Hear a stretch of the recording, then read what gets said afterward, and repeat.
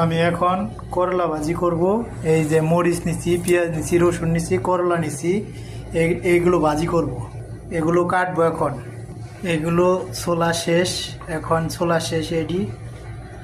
আমার পেঁয়াজ রসুন কাঁচামরিচ কাটা শেষ। ইচ্ছা করলে রসুন দেওয়া যায়, না করলে নেই।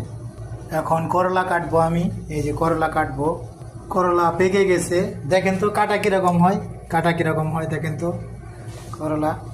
আমি এই জায়গায় হালকা কিছু লবণ দেব, তারপর চেটকাবো, এইভাবে চেটকাবো। কিছুক্ষণ ঝর্ণা দিয়ে রাখবো, এই যে ঝর্ণা দিয়ে রাখবো কিছুক্ষণ। আমার কড়াই অলরেডি গরম হয়ে গেছে, এখন তেল দিব।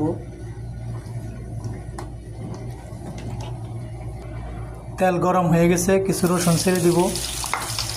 এই যে আমি বললাম যে রসুন খাইতে পারি আমি।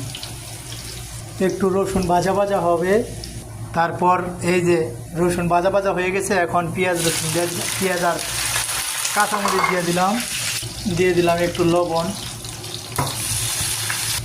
লবণ দেওয়ার পর কষা কষা করার পর তারপর করলা ছেড়ে দিব। অলরেডি আমার কষা কষা হয়ে গেছে পেঁয়াজ।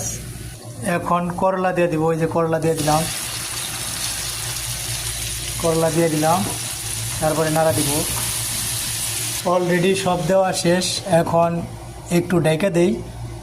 করলা পেঁয়াজ রসুন কেটে যা ময়লা হয়েছিল সব ফেলে দেব। এখন ময়লা সব এই পলিথিনে ভরছি। এই জায়গায় আমাদের ডাস্টবিন আছে, ডাস্টবিনে ফেলাইলাম।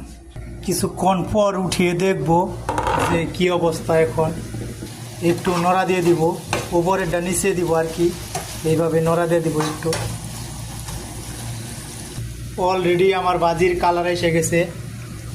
অলরেডি আমার ভাজি শেষ, কমপ্লিট হয়ে গেছে, অলরেডি শেষ। এখন ইচ্ছা করলে খাইতে পারি এখন।